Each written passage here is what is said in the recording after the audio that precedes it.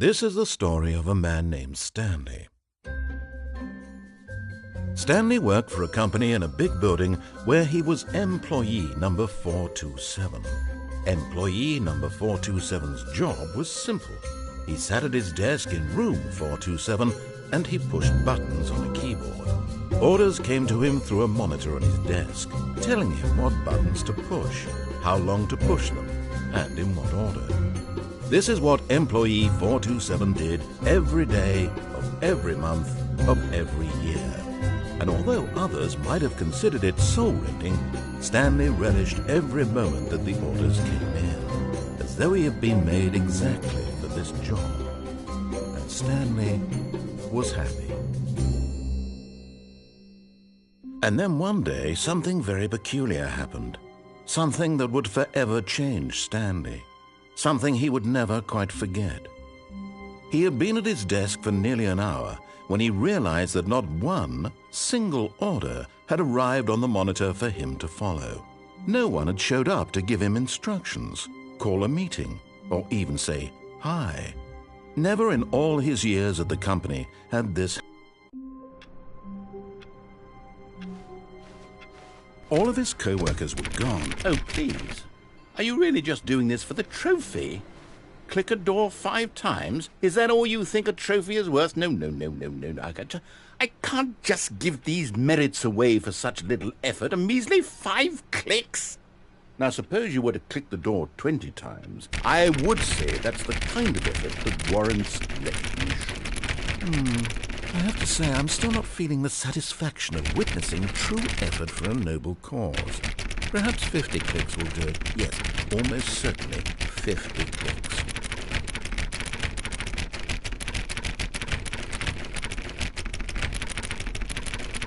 No, I'm still not feeling it. I want this trophy to have meant something. It has to be a true reward for valiant effort. I want to see some hustle, Stanley. I want to see commitment, a willingness to go all the way no matter the cost. Why don't you go put 20 clicks into door number 417?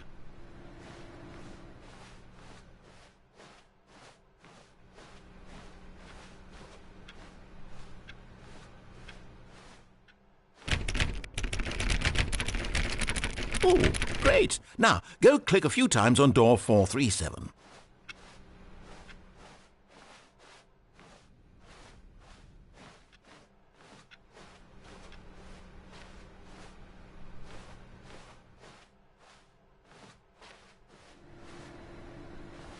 Excellent. I think we're getting somewhere. Now, door 415. Let's give it 10 clicks or so.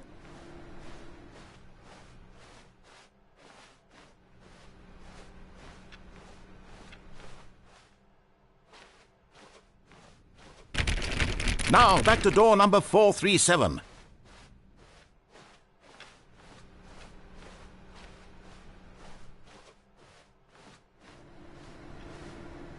Let's see. How about you click on, well, I don't know, the copy machine? All right, back to room 417. I'm really feeling it now. I think we're getting somewhere. Okay, now go climb on employee 419's desk. Yes! This is great! You're putting it all on the line, Stanley. I like that. All right, let's keep it up. Go give me a few clicks on door 416.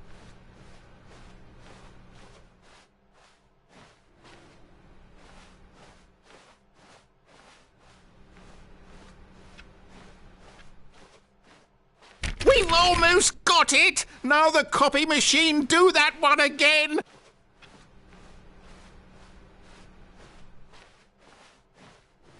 Finish it off, Stanley! 5 clicks on door 430!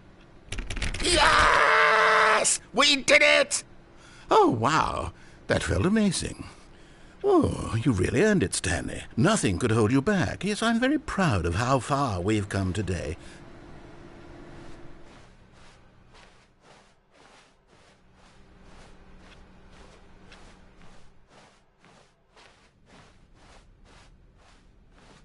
When Stanley came to a set of 2 open doors, he entered the door on his left.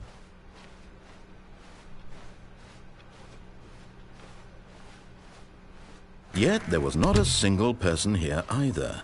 Feeling a wave of disbelief, Stanley decided to go up to his boss's office, hoping he might find an answer there. Coming to a staircase, Stanley walked upstairs to his boss's office.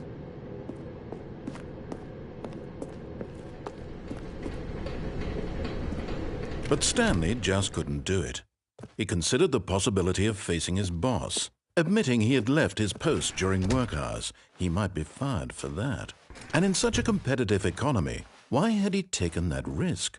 All because he believed everyone had vanished? His boss would think he was crazy. And then something occurred to Stanley. Maybe, he thought to himself, maybe I am crazy. All of my co-workers blinking mysteriously out of existence in a single moment for no reason at all? None of it made any logical sense. And as Stanley pondered this, he began to make other strange observations. For example, why couldn't he see his feet when he looked down? Why did doors close automatically behind him wherever he went? And for that matter, these rooms were starting to look pretty familiar. Were they simply repeating? No, Stanley said to himself, this is all too strange. This can't be real. And at last, he came to the conclusion that had been on the tip of his tongue. He just hadn't found the words for it. "I'm dreaming!" he yelled. "This is all a dream." Oh, what a relief Stanley felt to have finally found an answer, an explanation. His co-workers weren't actually gone. He wasn't going to lose his job. He wasn't crazy after all.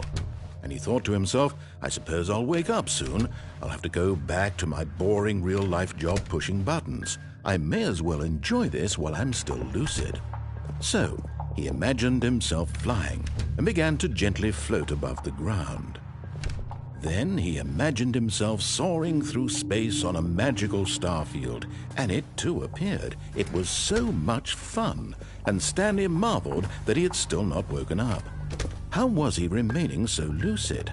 And then perhaps the strangest question of them all entered Stanley's head.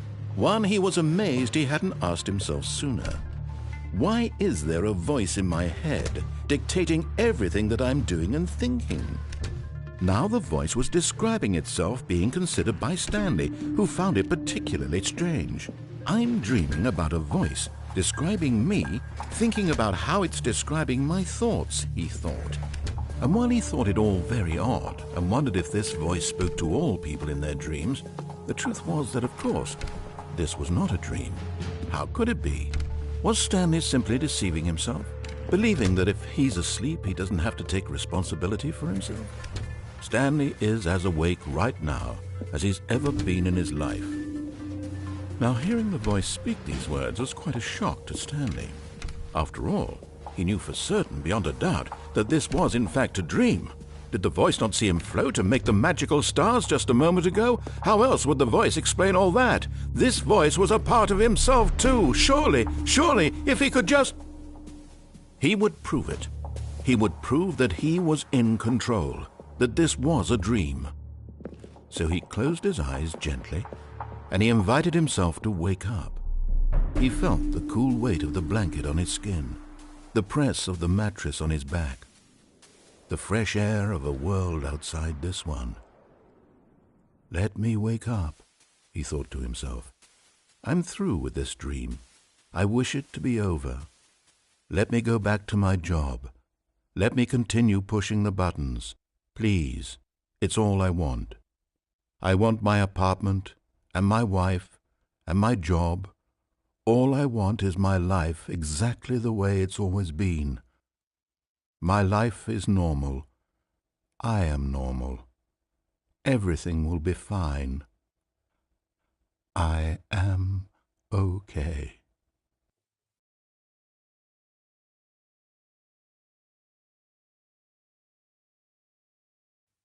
Stanley began screaming.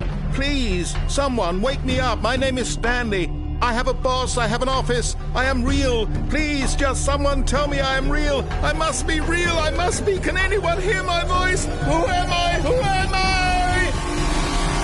And everything went black.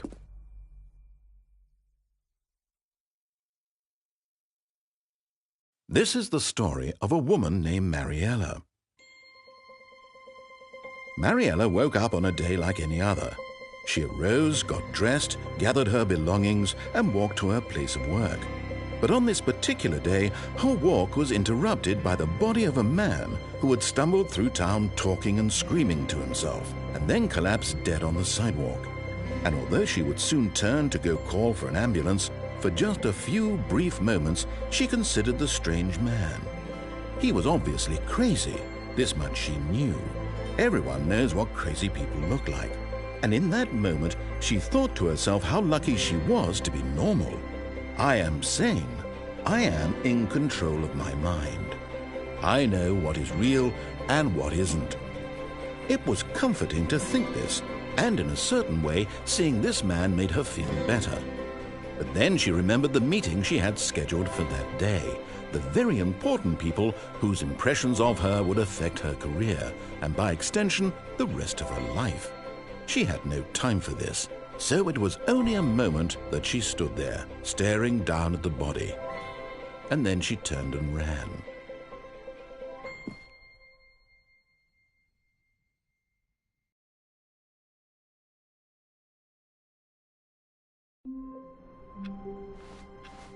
All of his co-workers were gone.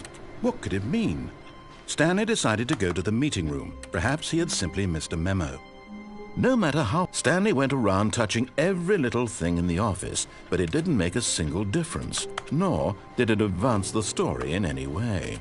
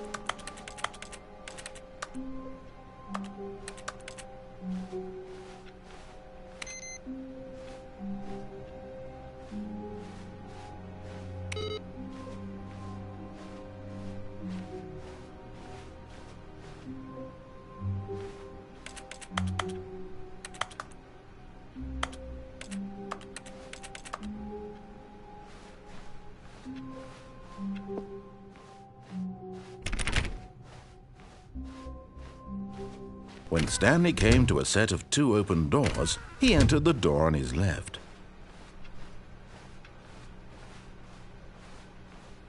Yet there was not a single person here either. Feeling a wave of disbelief, Stanley decided to go up to his boss. Coming to a staircase, Stanley walked upstairs to his boss's office.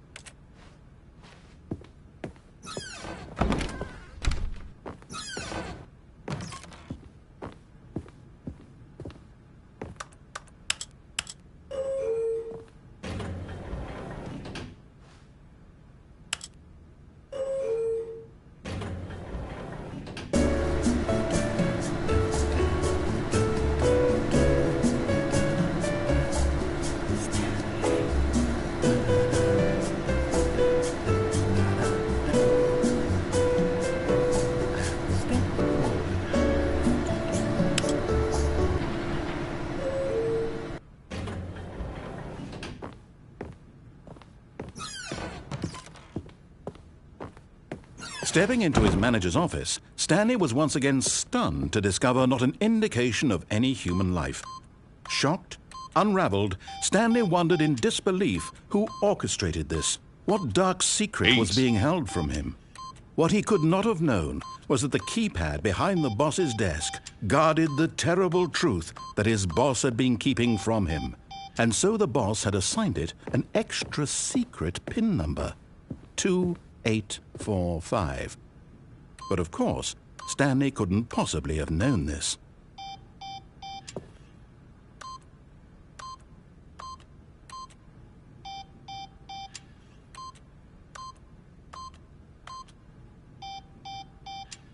Stanley just sat around twiddling his thumbs. Trying to input anything on the device was useless, since he could never possibly know that the combination was 2845.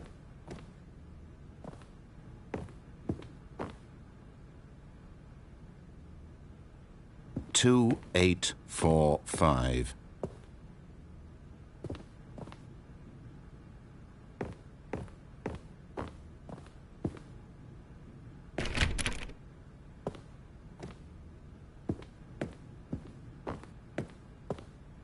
Forgot, but it turns out that the panel's emergency override kicked in, and the door just opened all by itself, and Stanley got the hell along with the story.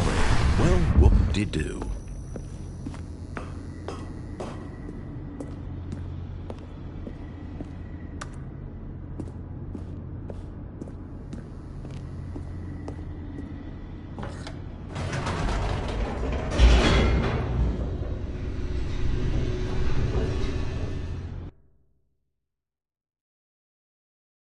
Descending deeper into the building, Stanley realized he felt a bit peculiar. It was a stirring of emotion in his chest, as though he felt more free to think for himself, to question the nature of his job. Why did he feel this now, when for years it had never occurred to him? This question would not go unanswered for long. Whoops, nope, never mind. Stanley actually got back into the elevator and went back up. Silly me. Why did Stanley do that when he knew that it would just lead back to his boss's office? Well, that's a great question. I just can't wait to find out.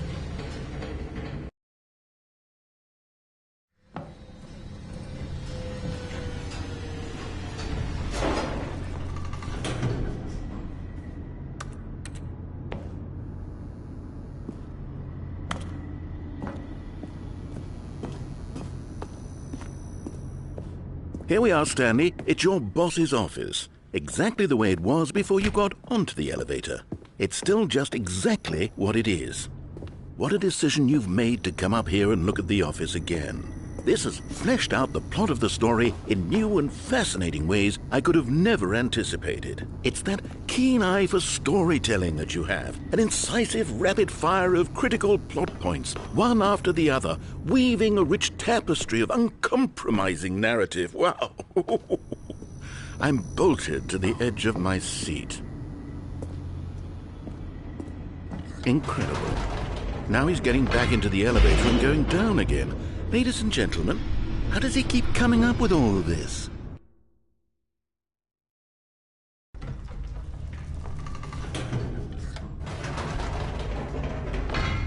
Did you think we were going to go forward down the spooky corridor? No.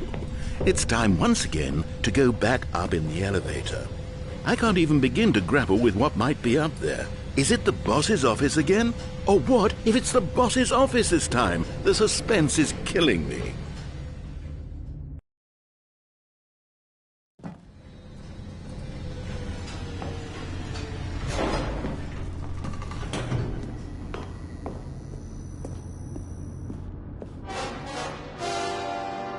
Oh my God, it's the boss's office.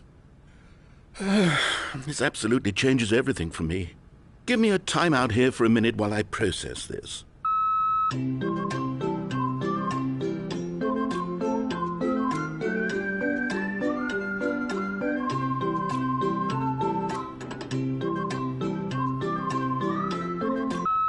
Okay, I'm ready. I'm prepared to embrace this stunning revelation and to move forward with... No, wait. No, I need more time to process.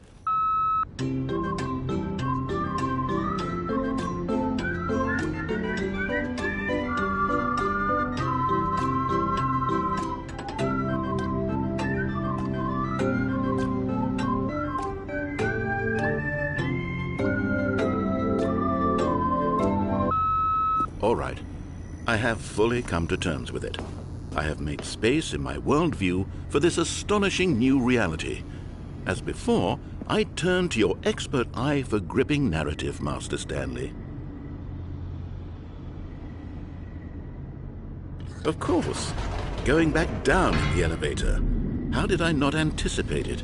I mean, sure, now it's obvious, but you have to understand that 30 seconds ago, this kind of thing had never been attempted before. I had no frame of reference to even anticipate it. That's just how revelatory Stanley's decision-making is, a breath of fresh air in a landscape of storytelling that has grown stale and repetitive.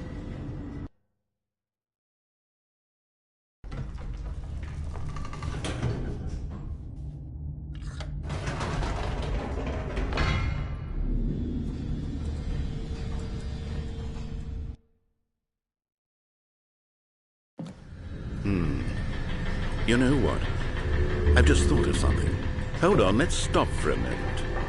Don't you realize? It's the anticipation, Stanley. You and I, we have no way of knowing what will be at the top of this elevator, but the suspense, the agony of waiting and anticipating and having to guess, that's the real thrill. Oh, I simply don't want to let that feeling go. It's so precious, so fleeting. Why don't we take this elevator ride nice and slow? There we go. Isn't this so much more exciting? You know, Stanley, it seems like nowadays the only thing that audiences want is to be shocked as loudly and frequently as possible. They want big, explosive moments flung right in their faces from the very moment that things get started. But where's the tension? Where's the trust in the audience to build a slow and nuanced appreciation for the story, the characters? Why aren't we given time to imagine the surprises, to have to think and to anticipate, and then to marvel at the eventual reveal? This is storytelling, Stanley. What you and I are doing right now. This is the most exciting narrative to be developed in years, and it's really all because of you. You're the one who took this bold step of revisiting the exact same locations over and over. Truly, I mean it. This is unique and different. It's not like anything else out there. You see, I want stories that surprise me, Stanley. I want to have to think. I want to be engaged and not pandered to. We're being fed such unimaginative drivel all the time, and we all know it, which is why we're so starved for content that makes us feel sharp and vital and alive. That's why people like you so much, Stanley, because you're not afraid to spit in the face of tradition. You're a role model, you know? People look up to you. Which is why, though I didn't know when to spring this on you, but, well, I've gathered a little press conference for you, so that you can talk about your work and your storytelling and your life. Yes, I know you're not much for the public eye, but I thought it would especially mean a lot to the people who have been following you from the beginning. They really look up to you, Stanley. I don't know if you realize the impact you have on them. This is the kind of gesture that might leave a tremendous impact on them for the better. Oh, good, we're here. Okay, the room where we're holding the press conference should be just around the corner here somewhere.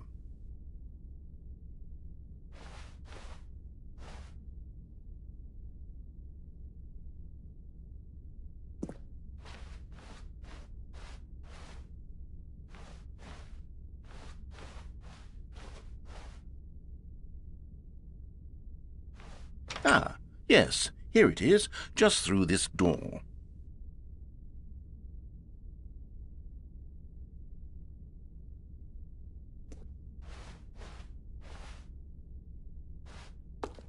All right, are you ready? I've told them you're going to speak a little bit about the nature of surprise in storytelling and what it means to craft a truly unpredictable narrative. Oh, don't worry, you'll do great. Just be yourself and speak from the heart. I'm really proud of you, Stanley. Okay, it looks like they're ready for you. Go get 'em.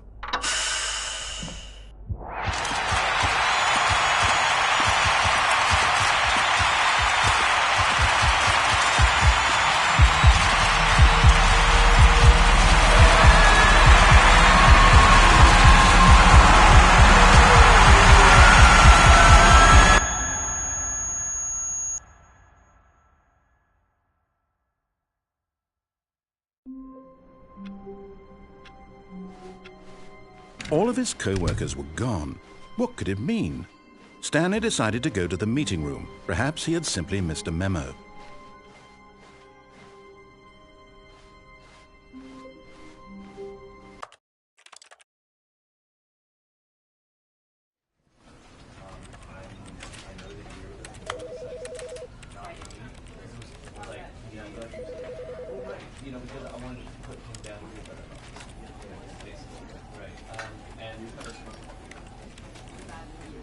that example you gave us, are you speaking to? Does it work from like does it still work? Do you feel like a plug you if I go and that the same thing? Or does it have to be true? You know what? Even if